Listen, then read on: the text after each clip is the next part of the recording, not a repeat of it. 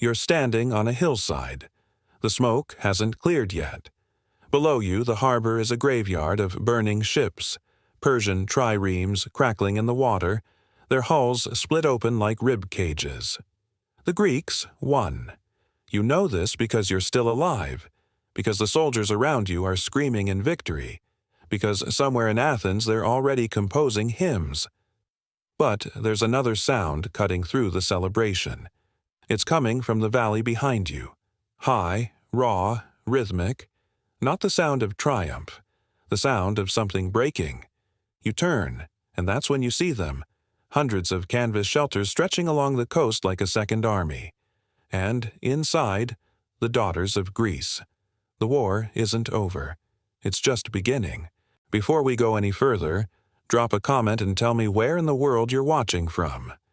It genuinely amazes me that a story this buried, this deliberately forgotten, can reach people across continents. That's the power of history when we refuse to let it stay silent. The year is 479 BCE. The Battle of Salamis is already legend. Thermopylae, a song. But while Athens celebrates and Sparta sharpens its spears, there's a caravan moving east. Thousands of women and girls, roped together in columns that stretch for miles, are being marched toward the Persian heartland. They are Greek. They are daughters of soldiers, wives of merchants, sisters of the men who died holding the pass. And now they belong to Xerxes. This isn't a footnote. This is policy.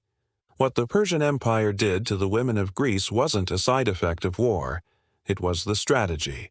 Documented in clay tablets found at Persepolis, recorded in administrative seals, traced in the bones of mass graves uncovered near Sardis.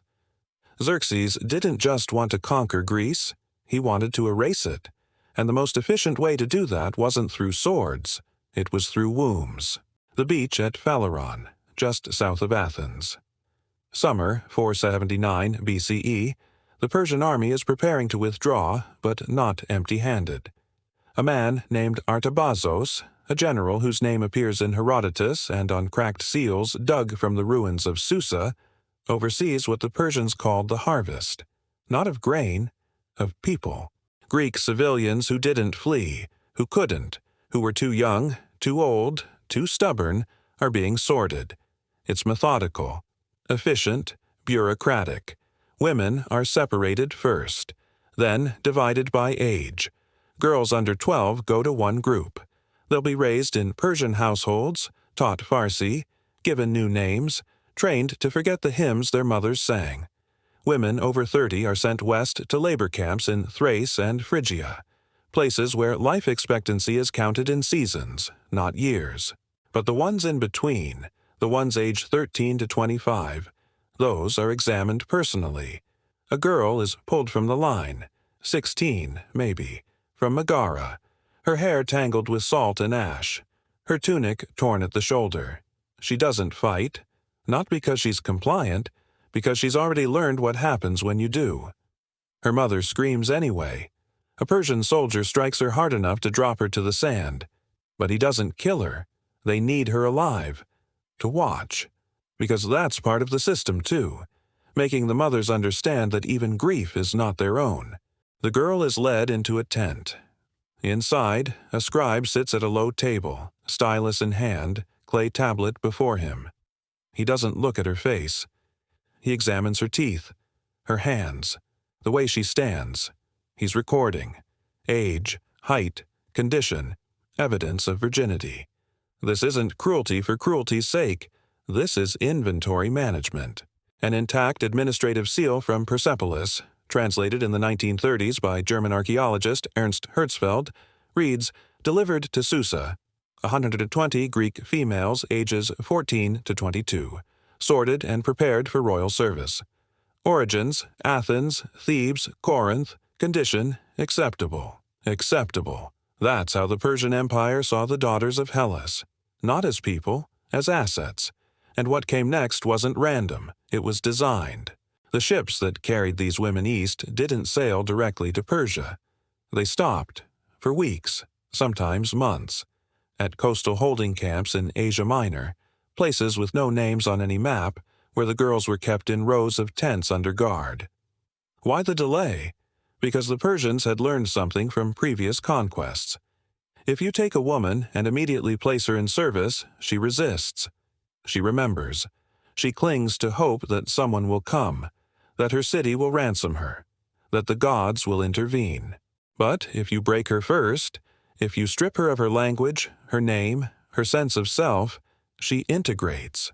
Smoothly, quietly. And the most effective way to break someone isn't violence. It's humiliation. It's forcing her to participate in her own erasure.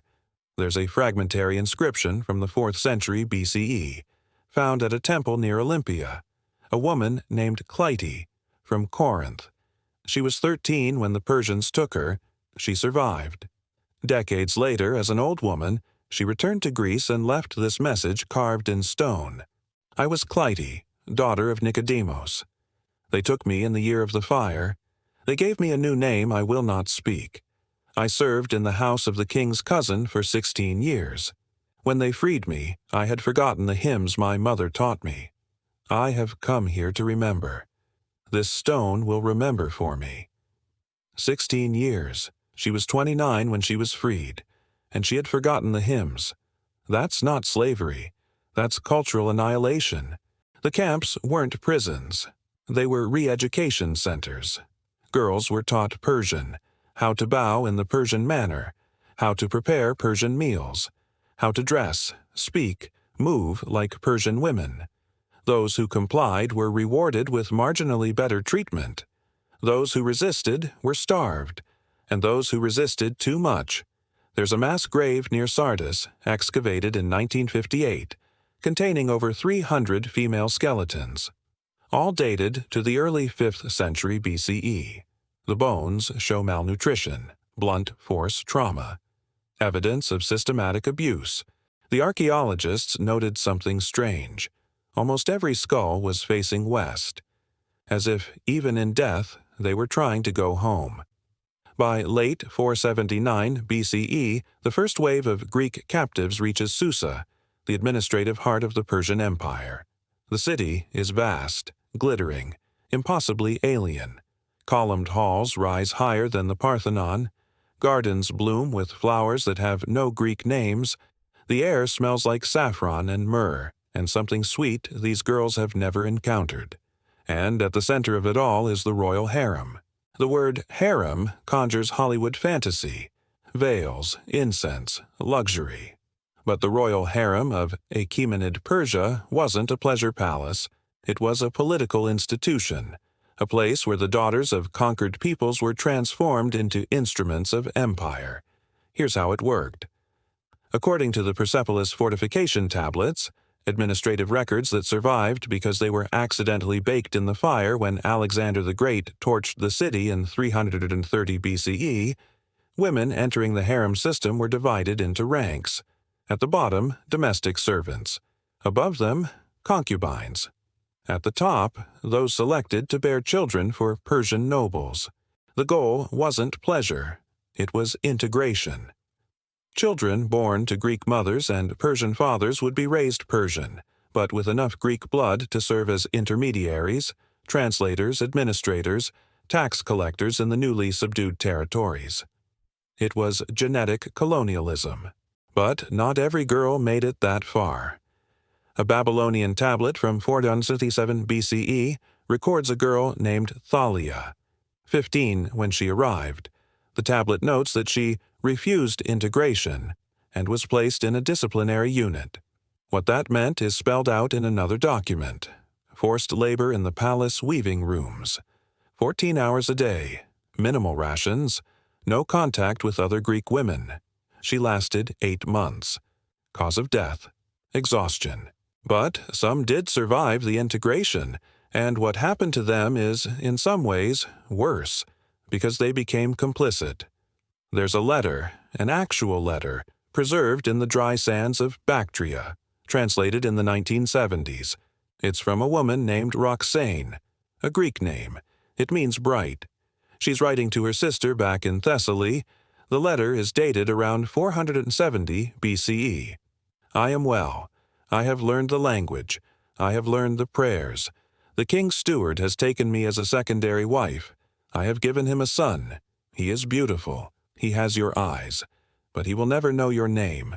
Please do not try to find me. I am not who I was. That sentence should haunt you. Because Roxane survived. She was fed, clothed, elevated.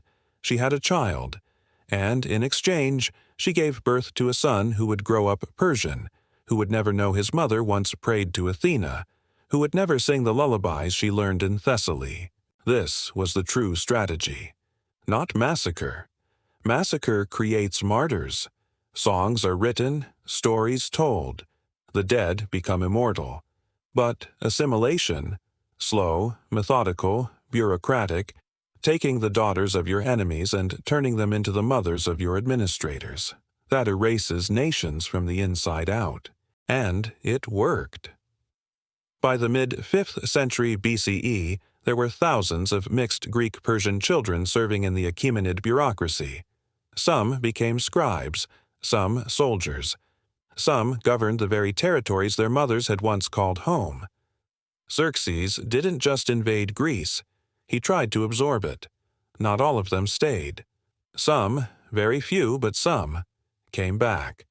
In the decades after the Persian Wars, as Greek power solidified and Persia's grip weakened, a trickle of women began returning, freed by sympathetic owners, ransomed by desperate families, or, in rare cases, escaped. But when they came home, home didn't recognize them.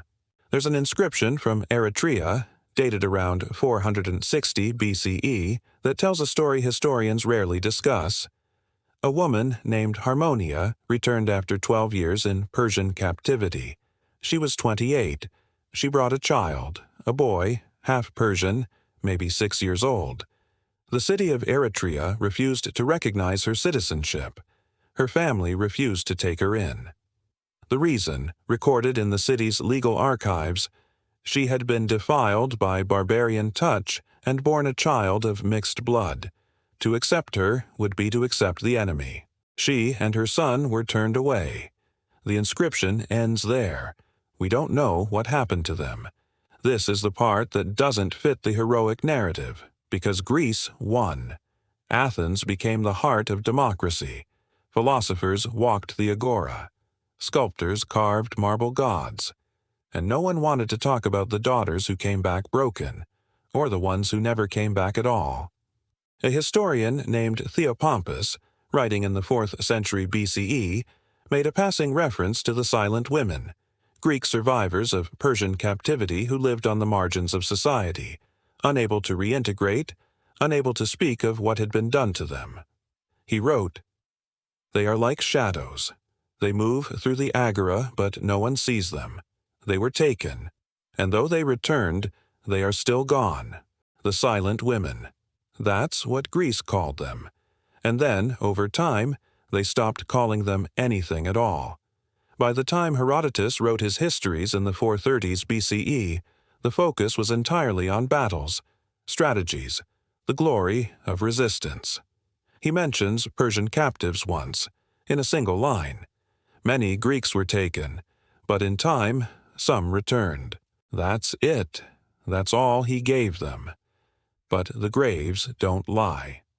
Across Greece, especially in regions that saw heavy Persian occupation, archaeologists have uncovered burial sites from the mid-5th century BCE containing women's remains with unusual characteristics. Signs of malnutrition consistent with long-term captivity, skeletal trauma, and in several cases evidence of childbirth at very young ages. One grave near ancient Thebes contained the skeleton of a woman in her early 20s.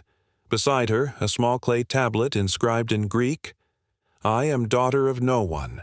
I am mother of no one. I am the forgotten. Let this mark that I was." No name, just that. So why does this story matter? Because it's not about Xerxes. It's not even about Persia. It's about what happens when empires decide that victory isn't just won on battlefields, it's won in the bodies of women. When entire generations are engineered, erased, rewritten from the womb outward, when the spoils of war aren't gold or land, but futures, bloodlines, memory itself. The daughters of Hellas didn't just lose their freedom, they lost their names, their language, their children's birthright, and then, when some returned, they lost their home too. History remembers Salamis. It remembers Thermopylae. It remembers Xerxes' bridge of boats and Leonidas' final stand.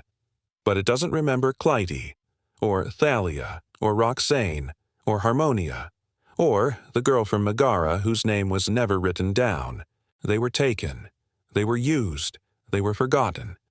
And now, 25 centuries later, we're still finding their bones, still translating their letters, still uncovering the clay tablets that recorded their arrival, their service, their deaths, still reading the inscriptions they left behind, begging to be remembered. The war didn't end when the Persians retreated. It ended in the quiet grief of mothers who would never see their daughters again, in the silence of women who came home and found themselves exiled, in the unmarked graves of girls who resisted and were erased. That's what Xerxes did to the daughters of Hellas. And it was worse than we thought, because they didn't just die. They were made to disappear.